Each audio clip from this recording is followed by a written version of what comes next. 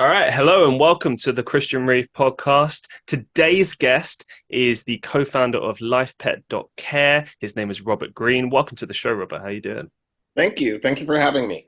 Oh, it's a pleasure. It's always a pleasure. Actually, on the way here, I was enjoying the sun and I was thinking in my head about just like what an honor it is to get to do this show every single time. Like, it's honestly, like, if anything, because I'm coming up on 3 years now, and my listeners will get sick of me saying this all the time, but I don't care. I love doing this, and I love it more than I ever have. So thank you I so bet much you for doing meet it. the most interesting people. I do, and it's amazing, like how much you learn, and like how you grow, how you become a better conversationist as well. That's a sort of another element to it, which I never really considered. But to keep a conversation going is kind of an art form in of itself. But um, speaking of which, let's get straight into you. Talk to us about your relationship with pets and where that started.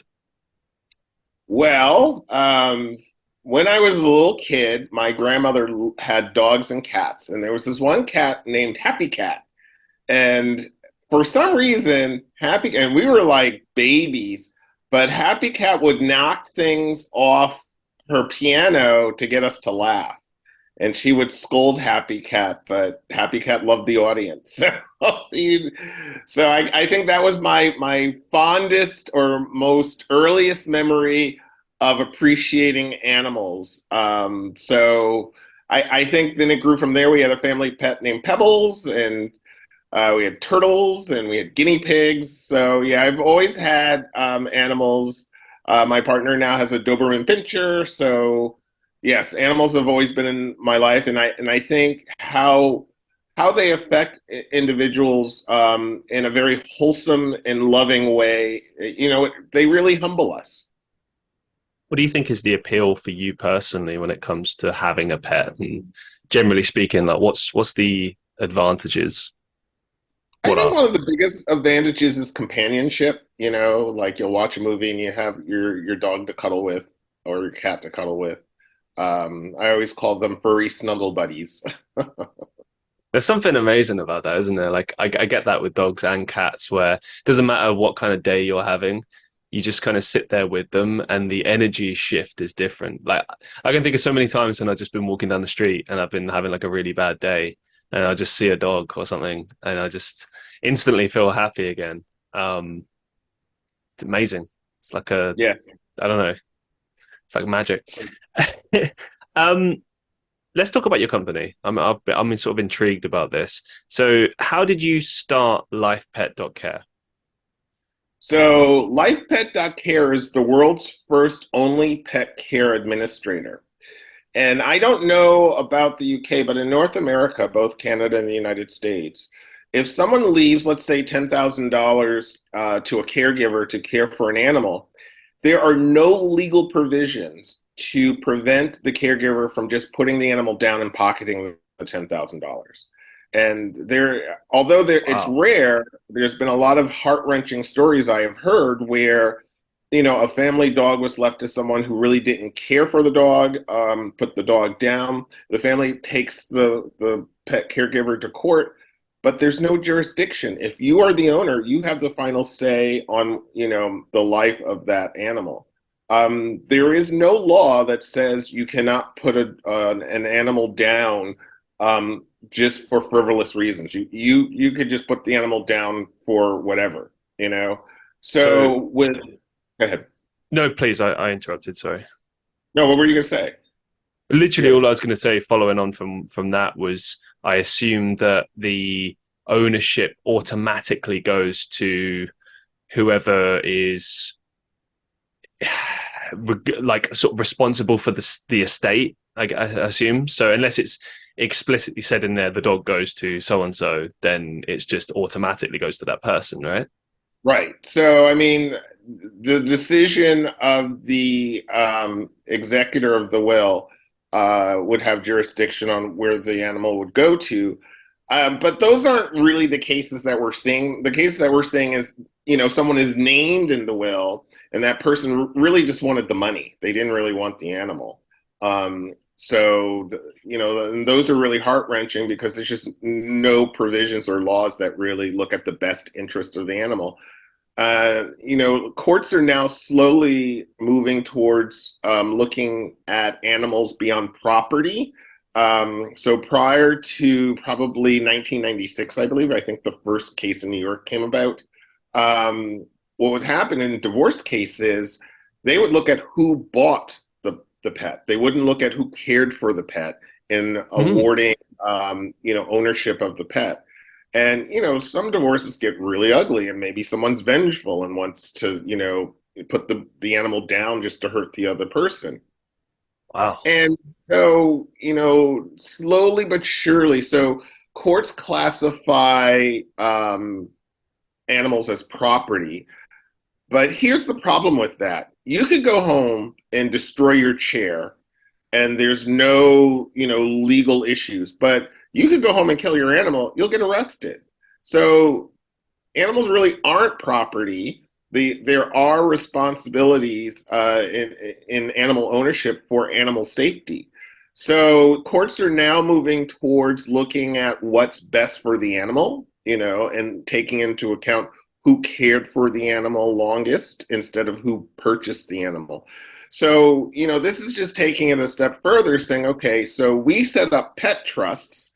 So Mm. the funds come to us, and then they get administered according to the estate requirements. So, let's say Nancy left $10,000 for the care of her cat to Betty. The estate would come into our trust and we would pay Betty according to the wishes of the estate. How many, visits to the veterinarian, proper food care, so there's a whole list of requirements that, Betty would hypothetically have to meet to get her dispensation of pay for that month for the care of the animal. So it puts a little bit of a buffer um, in terms of preventing abuse from happening. So that's where our core of our business are. But we are animal lovers, and in doing that, we worked with a lot of seniors, and what we discovered was since COVID, a lot of people, especially low income and seniors, were getting pets, but not realizing the enormous time and energy required in caring for animals. So what happened here is that we saw a lot of pet shelters being flooded with unwanted animals. In some cases, it's like I didn't realize they needed so much attention, and I have mobility issues, or I didn't know that animals cost so much, and I can't really afford, to take care of the animal. So then they, bring them to the shelters, and I have volunteered at a shelter, and shelters usually have a thing called the 80-20 rule. And the 80-20 rule is if you have space for 100 animals, you say your capacity is for 80 because you have to leave 20% for disasters. So because of COVID, they're at capacity. They're at their 98, 100th pet, and they really can't account for disasters. So we've approached the state of Colorado to do a pilot project called the Pet Care Contingency Plan. And this made national news in the United States. The Veterinarian Association loved us as it was a way of minimizing or mitigating pets being sent to pet shelters and making people realize if you're in the hospital, if you have died, please name a caregiver. And Hmm. that was very, very important. So if you want, I could talk about the pilot because it's been phenomenal. Yeah, sure. I'd love to hear the progress of that. Yeah. So the pilot addressed the issue of low income and senior housing as to look at how to mitigate going to getting people to be more responsible with their pets. There's a pet caregiver guide, and in that guide, you go through a workshop and it asks about your lifestyle. A lot of people think, oh, when they first think about an animal, they always think, I want a dog or a cat, Yeah. but they don't know about the responsibilities. So this workbook makes you go through these exercises to talk about your lifestyle, and it might come back saying, hey, You have mobility issues. A dog or a cat might not be the best thing for you. Maybe a turtle or a fish. An animal in a containment environment would be good for you. And then Interesting. the second part of the workshop, sorry. I'm just saying, interesting. It kind of blows my mind, just like how obvious that is to think about as well. Like, I suppose in many instances you might not think that far ahead. Do you know what I mean? Be Right. like, oh, that's nice. I'll get a dog, I'll get a cat. But then if you've got mobility issues, as an example, then it's like, how are you going to walk the dog? Yeah. And Simple. remember, Yeah. kittens and puppies are rambunctious. Right. So, Mm-hmm. a lot of people don't think about that. But then the second part of the caregiver guide is there is a financial worksheet where you put the finances, how much a veterinarian costs, how much does food cost. And once you add it all up, you might come to the realization, yeah, I really can't afford a dog or a cat, but I can afford a goldfish. That's what my budget's for. So it makes people make rational decisions based on the current situation that they're in. They may, want in their hearts a dog or a cat, but the reality for now is they don't know. But this workshop helps you plan for that. Now you know how much to budget for, or now you know how much, you need to do in or make changes in your lifestyle to accommodate for an animal. So that was the first part. But the second part, and the second part's really, really interesting, was we had a series of 10 questions about pet temperament. Has your dog or cat or pet ever bit anyone? Are they comfortable around strangers? And from that, we have an algorithm that spits out a sticker, and they look like this. And they go on the door warning first responders if there's a dangerous animal there. Almost every paramedic I've spoken to when we were trying to do this pilot said, I've gotten bitten by an animal. And the issue is, even if it's a service animal, animals can't distinguish whether Yeah. someone is harming their owners or helping their owners. So they Mm-hmm. try to intervene. And you're in an emergency situation where you might not be able to secure the animal into a room so that the first responders can take care of them. So what's amazing is in this pilot, they've placed the buildings that are in this pilot into the 911 dispatch. And so now the dispatchers can ask a question, so because dispatchers only on emergencies, I think 911 in the UK is 311, isn't it? No, it's What's 999. 999? Right. I Yeah. remember it was different. It's 999.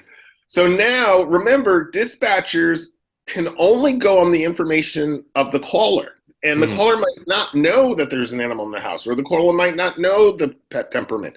So now they're like, is there a sticker on the door? Yes. What is the color of the sticker? So based on the color of the sticker, they know if there's a dangerous animal. And so now they could dispatch animal control with the first responders to protect the first responders. So this has had an enormous impact in the way we handle emergency responses now.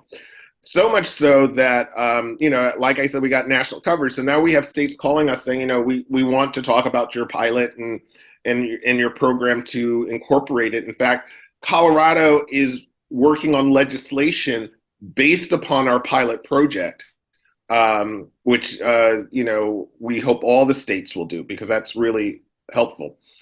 The third thing that we had from the pilot that was very successful, and it sort of touches upon when you were talking about how people don't really think ahead, is that what we found in the pilot, because the focus was on low income and senior housing, was a lot of people are like, I want to care for my animal after I've passed, but I don't have the $200 to go to a lawyer. So in the pilot, we gave them free pet codicils. A codicil is basically an addendum to a will. So on a will, if you need to add things to it, you add a codicil. Our codicils are designed to either be added to a will or to stand alone, and the seniors got that for free. So now they know they don't have to spend the $200. They have a will. And let me tell you why that's important. Two reasons. Number one, a lot of people, let's say you go to a pet shelter and you're like, okay, I have this pet, I'm going to care for it for the rest of my life. But you don't know what the rest of your life is. So you might get hit by an ambulance the next day, and then it's all over for you, but there's no codicil. So the pet goes back to the shelter. And again, the goal is to mitigate pets going back to the shelter. So we're doing this big push for shelters to issue codicils, and we've given them very lucrative deals on putting codicils on the table for themselves. If they want to donate codicils to their adoptees, we give them to them free if they're in the U.S. It's called a 501c3, which is a not for profit, and then we get the tax credit for donating the codicils, or we give them a discount on the codicils, and they actually get revenue from selling each codicil. So we've worked out deals with shelters saying, look, these have to go in the adoption kits. Now, with our pilot, the pilot has it for the seniors because they want to do this. And you have to realize most people outlive their pets. But if you're 98 years old and you have, a 2-year-old cat, the likelihood that the cat will outlive you is highly likely. So that's why we gave them free pet codicils. So the pilot has been extremely successful. With regards to this codicil, is that how you pronounce that? Mm-hmm. Yes. Okay. Does it kind of, because you mentioned there that like it prevents the pet from going directly back to the shelter. And Mm-hmm. based on what you said before, your company, for example, offers all these different services that then make sure that the animal is then looked after. So where does the pet go? Is it like a sanctuary? Is it something like what exactly would be the place that the pet would go to?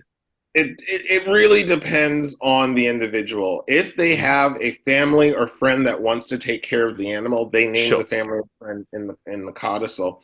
Which I'm glad you said that, because this was another thing that we were discovering in doing this pilot project.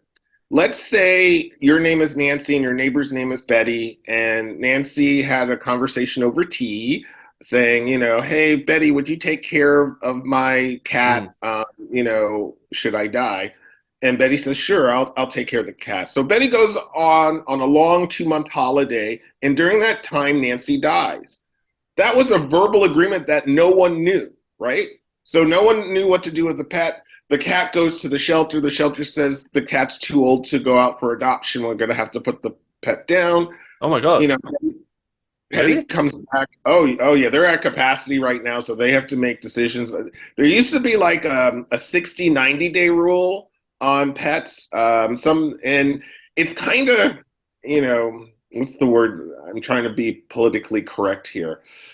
Pet no-kill policies are not no-kill policies. Pet no-kill policies are we hold the pet for X amount of days before we put the pet I down. get it. Like you put like an advert up and you say, "Does anyone want to adopt this pet?" It's got and then they'll have to put the date like days before the animal's going to be put down. Yeah, it just sounds so sad to say, man. Jesus.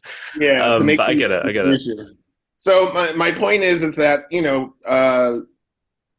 Betty was gone. She comes back. She goes to the shelter. She was like, I was supposed to take care of the animal. They're like, we're sorry, we put the animal down. So this puts in writing the information that they had that verbal agreement on, so that everyone knows, how this pet is going to be cared for.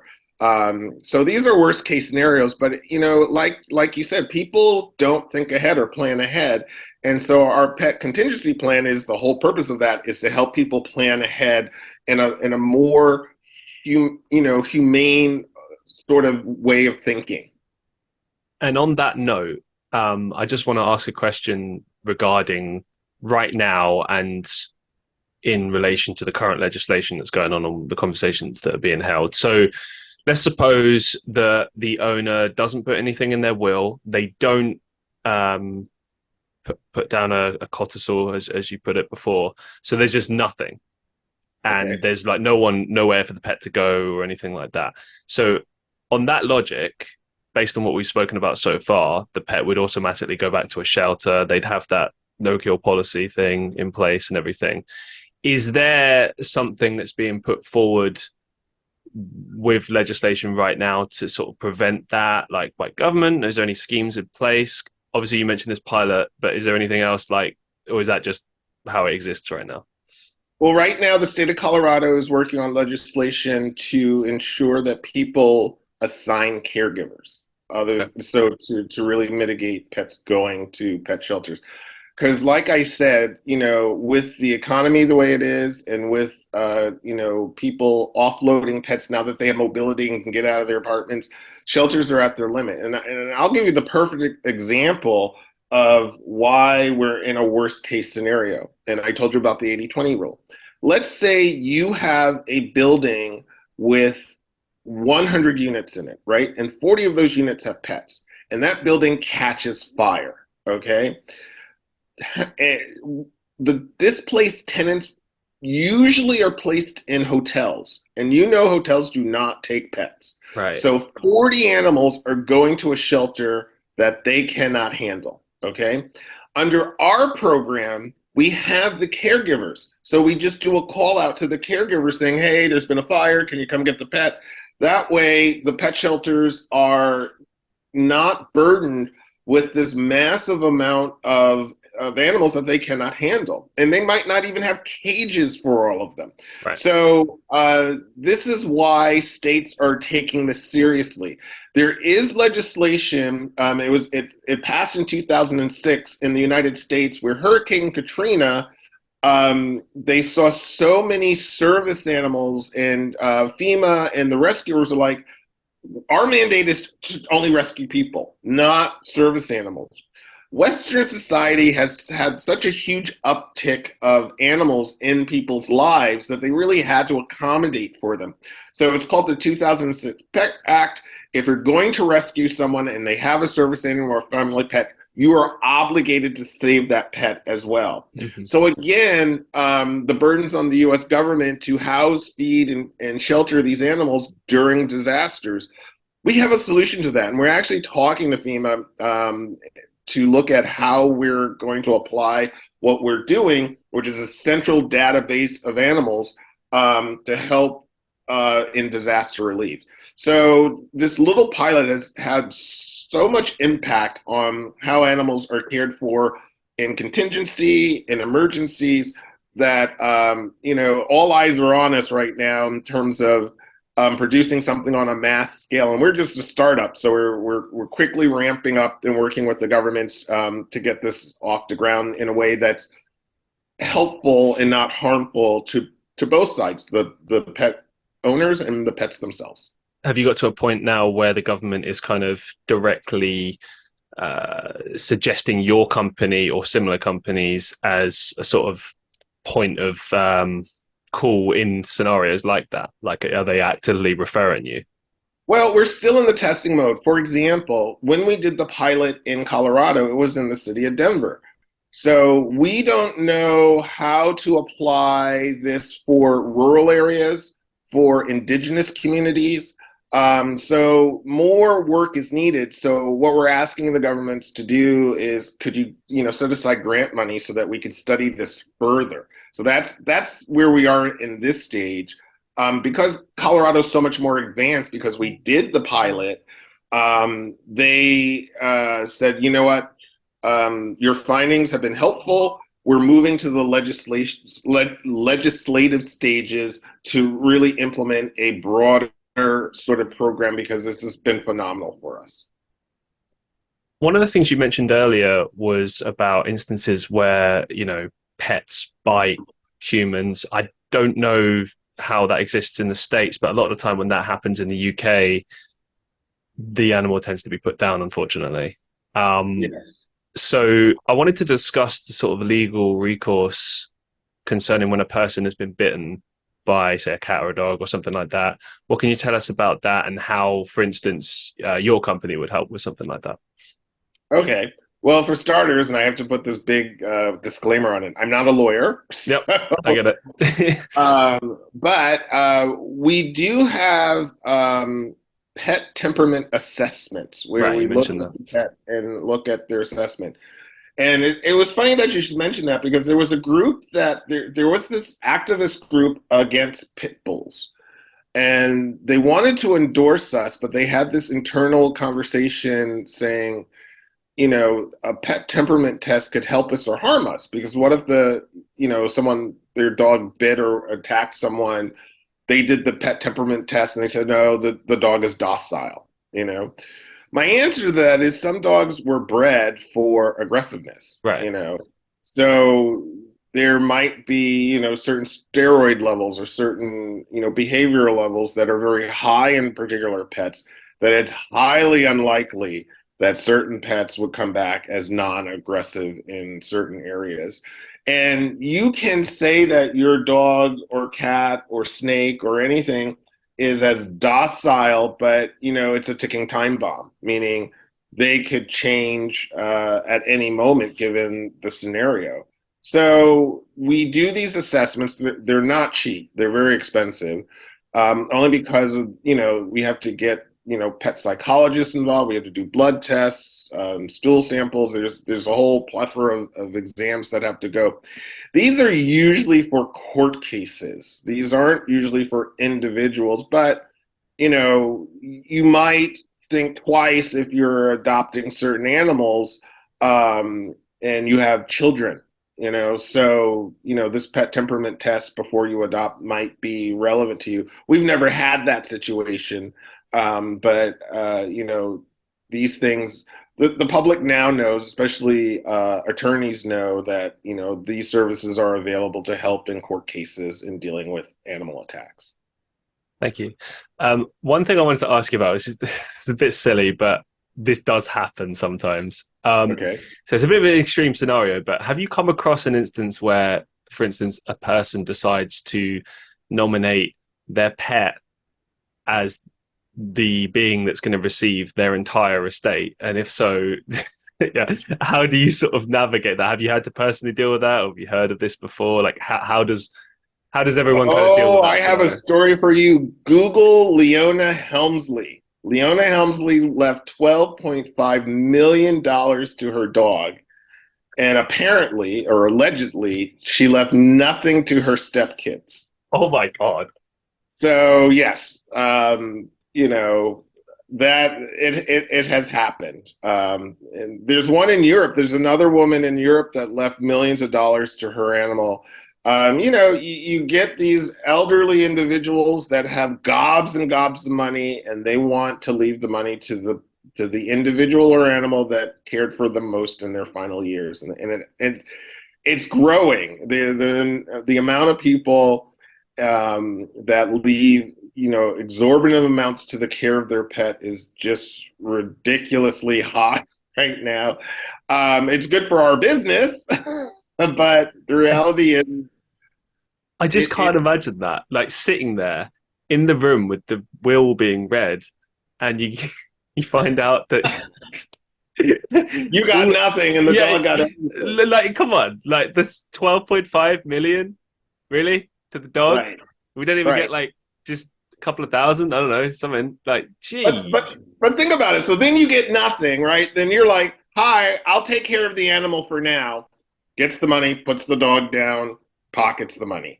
So that's why we are in existence, to ensure that, the animal is cared for in a manner that is aligned with the estate wishes. So, yeah. no, I totally get that, and I think that like a company such as yours is kind of an invaluable thing. You need that kind of intermediary for these kind of crazy situations where, especially what we spoke about before, where there hasn't really been put any sort of care in place or thought in place to kind of make sure the animal's taken care of. Like this is very much a sort of situation that's needed. Although I do think that something, and I sort of briefly mentioned it earlier, but there should be something, maybe even state allocated, that's just always put in place just to make sure that the animals are at least kind of given a bit of time first, even if it's just like something like 6 months or something, like it, because it takes a long time for animals to be adopted at the best of times anyway from shelters. So I don't know, and I don't know, maybe it would be even more appealing to potential pet owners if sort of take on a pet and there's like some money in place that's been put aside from an existing will. It's like, oh, okay, so I don't have to incur all of these costs sort of straight up. It's I don't know, Right. it sounds good to me. um One thing I wanted to ask you about was pet custody court cases, which we sort of touched on it a little bit earlier, but I just wanted to kind of drive through how this works and how these kind of walk us through how pet custody cases work and also like how your team kind of helps with that. Well, we do not really get involved in pet custody cases other than, we lobby for the humane treatment and fairness towards the animal over, individual rights in states that have laws that do not see pets beyond property. So we're trying to get, states and courts, and the sad thing is the courts know this. The sad thing is in court cases, you see a lot of judges saying, I hate to rule this way, but my hands are tied because of how the laws are structured, right? And it's interesting because when you see these court cases, you see a little bit of misogyny in them because the likelihood that someone purchased an animal for their relationships, usually men buying gifts of cats and dogs for women, and Right. then in divorce cases, you know their female partners have these pets, they're caring for them, they've bonded with them, and then they're getting a divorce, and the courts don't see any of that. They only see who purchased the animal. Right. And so these are very long, drawn out, painful cases for both parties to go through. And luckily now judges have jurisdiction in states of Maine, Colorado, and other places where they could say what is in the best interest of the pet. And in some cases, the judge can rule the pet gets a new owner because both of you are abusive, especially in cases with drug abuse. Right. There's been a lot of change in the last 10, 20 years in terms of how pets are, in court cases and especially custody battles are awarded and cared for. In those conflicts over pet ownership, what are the sort of key considerations for ownership after the owner has passed away? Like, so let's say there's a dispute between these two people and it does sort of boil down to like who is the better owner or sort of best kind of hope for this pet. Like, what are those considerations? Wait, I'm a little confused by your question because you said passed away and then you said custody.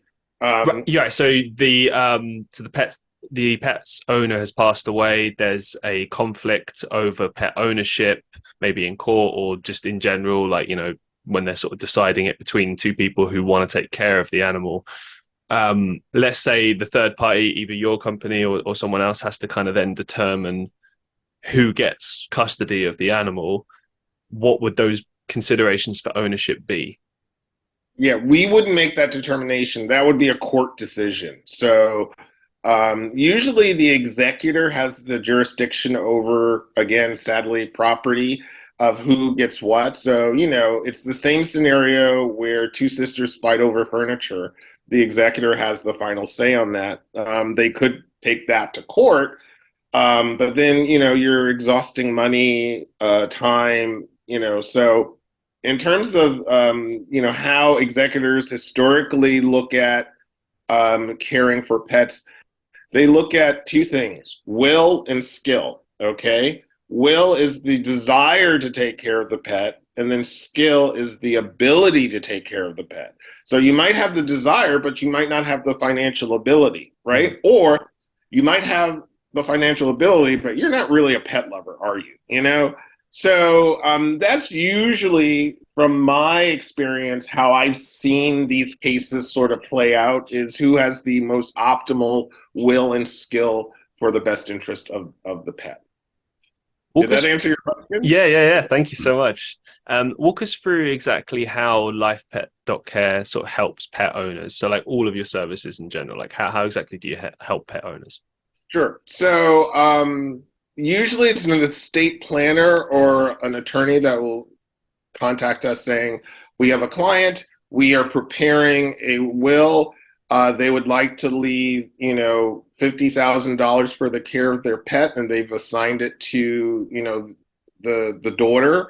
However, we have some stipulations, and that's usually where we go back to the interaction with the lawyer saying, okay, what are the particular stipulations? For example, maybe the pet is only comfortable with a certain veterinarian, you know? So, is this person living within a reasonable amount of distance to go to this veterinarian? And then, how much should we reimburse them for mileage? For going to that veterinarian if they're out of the way, what if that veterinarian, and these are things even lawyers don't think about, what if that veterinarian retires? Do you have a backup veterinarian? So we have a list of questions, and sadly, pets and wills are not standardized. And that's our next big project after we get all this out of the way, is to really standardize how pets are written into wills. Because they're all over the map, and a lot of attorneys are like, "Wow, we didn't think about that," or So, Yeah. so then an account is opened in trust to Lifepet.care, and then it's paid out monthly, weekly, however it's set up and structured. And we like to do monthly because monthly is kind of easier to manage. So we'll set aside, this is how much is set aside for the pet on this issue, and then decisions on life care issues, like at what point, is termination allowed, or if the pet, this is very important that we tell a lot of attorneys, is if the pet died by an accident, they have to provide either a animal control or a police report about the accident. Say, oh, the dog got hit by a car. We can't take you at face value if you say that.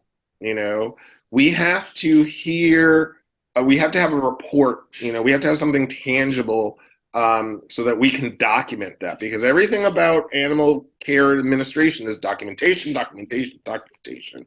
You have to produce the receipts, you have to produce the appointment schedules, that you're meeting the requirements of the state. And we usually give them, pet caregivers, sort of this overview of what's expected of them prior to them signing, because we're like, if you can't do this, don't sign that you're going to be the pet caregiver. And there's been times people have backed out saying, oh, I didn't know it took so much responsibility.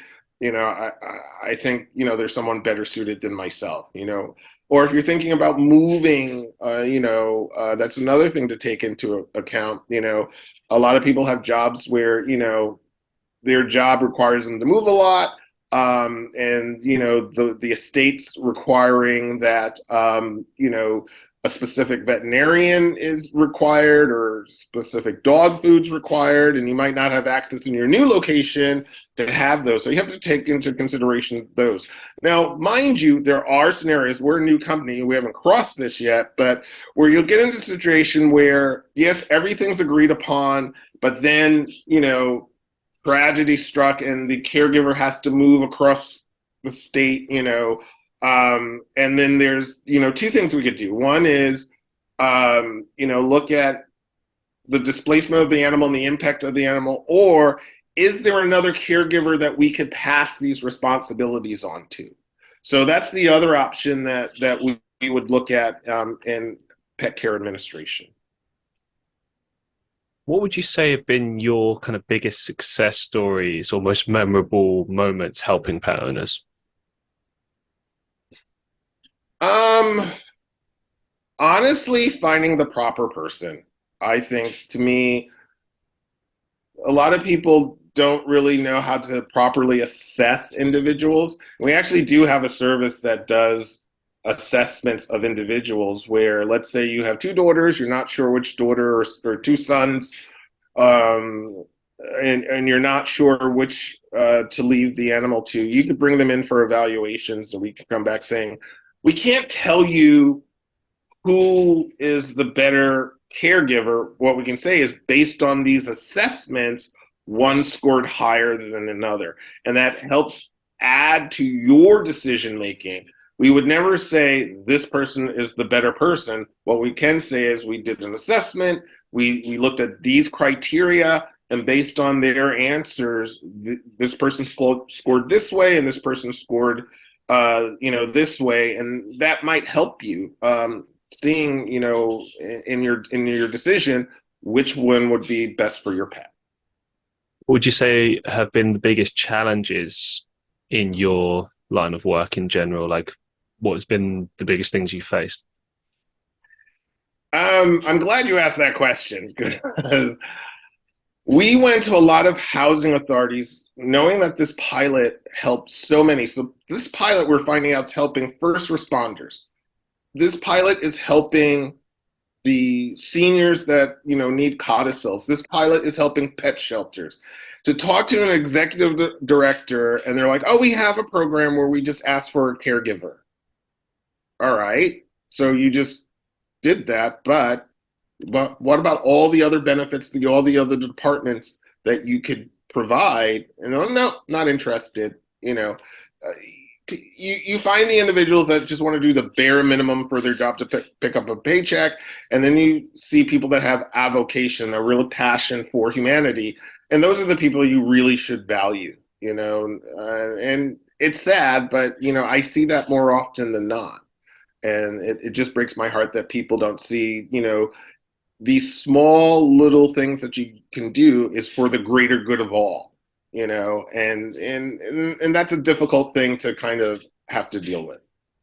Speaking of doing things for the greater good of all, you mentioned at the top of this that you were formerly a human rights activist. Please, could you tell us about some of your work in that field? Oh, it's been a lot. I think my biggest issue, or my biggest moment that I was proudest of, okay, I'm going to back up a bit. Sure. My parents had always instilled in me, always volunteer for something.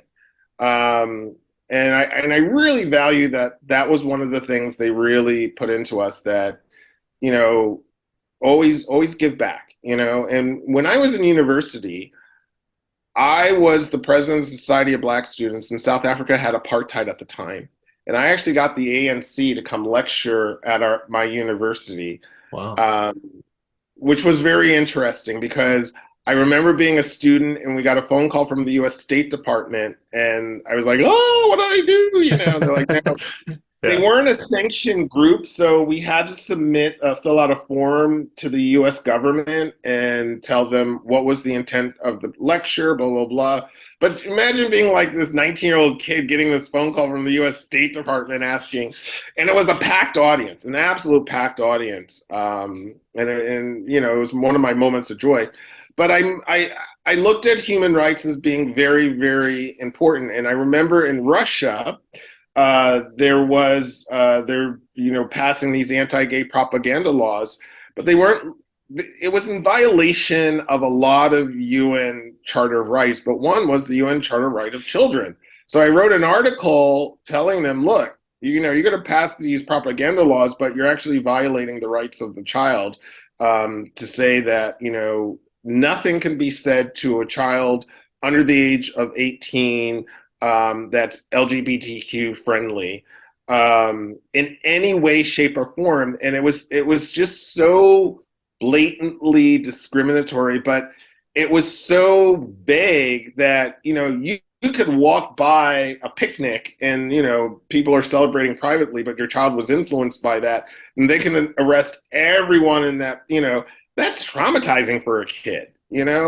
So throughout my life, I've just always fought for, rights of the child, rights of the LGBT community, women's rights. So indigenous rights have also been very important to me. In fact, when, we're talking about all these projects, I'm like, we're talking about communities, and I find a lot of governments don't include indigenous communities, even though they're in their jurisdictions. I'm like, hey, you gotta, you have to include and incorporate customs and cultures from many different scenarios, and indigenous have a right to assess and to look at the program according to their community, so that was kind of a surprise that to me, it was an automatic thought, and to the government officials that overlooked them, it wasn't, and then that kind of bothered me.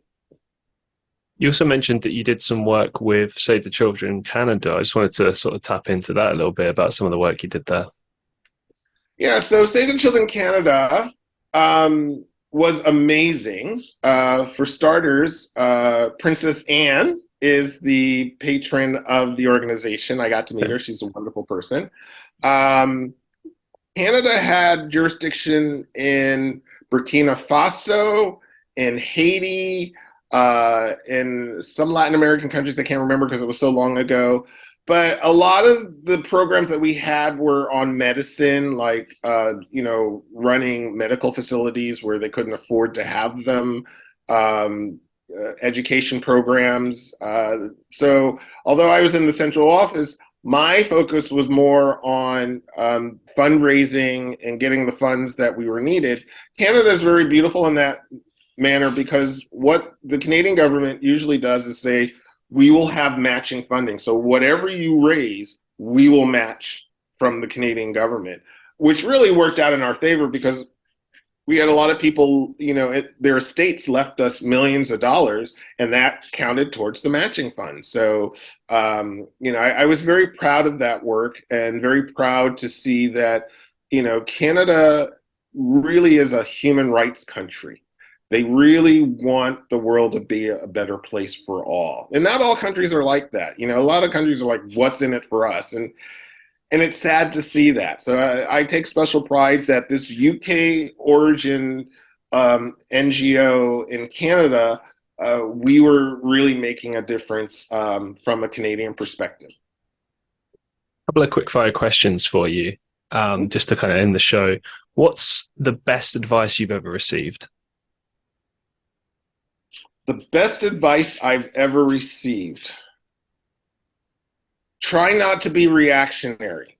So you might get sudden news about something, and you really need all the information to process it, or you need to take a walk and clear your head.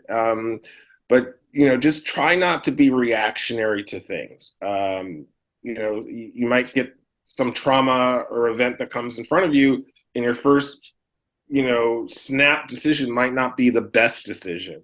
So I try very much just to calm myself down on whatever scenario it is.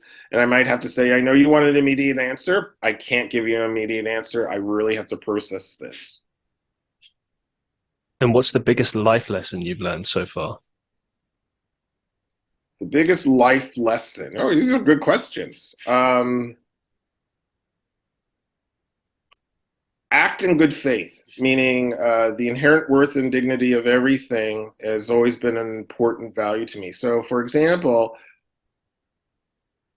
this is the perfect example I can give you. Let's say you're walking down the street and someone's begging for money, and I don't ignore them. I'm like, I'm sorry, I don't have the money. And this is important because people assess people on their value to you, and that at that moment might seem trivial, but that same person might have to rescue you when you're stuck under a bus that's on fire. So everyone has value. Do not say that this person, because of their life situation, has no value. That's not true. So I try to be very mindful to give the inherent worth and dignity to every individual that I come across, even the ones that I think are bad or doing more harm than good. It's amazing how words sometimes hit you like that. Just something as simple as that. As we draw things to a close today, do you have any upcoming projects or some final thoughts that you'd like to share with our listeners? That again, the importance of thinking ahead when you're excited about adopting a new puppy or animal. Get a contingency plan. Get a codicil. We sell them on our websites for only $30. But I really want the public to know that you don't know what tomorrow may bring, and so plan accordingly so that everyone isn't inconvenienced from a sudden event. Brilliant. You've been an absolutely brilliant guest. It's been a real pleasure. Thank you so much for your time. I really, really enjoyed this, Christian. This was wonderful. Thank you. And to all the listeners of the Christian Reeve podcast, I hope you enjoyed today's show. And as always, be safe, be well, and I'll see you in the next one.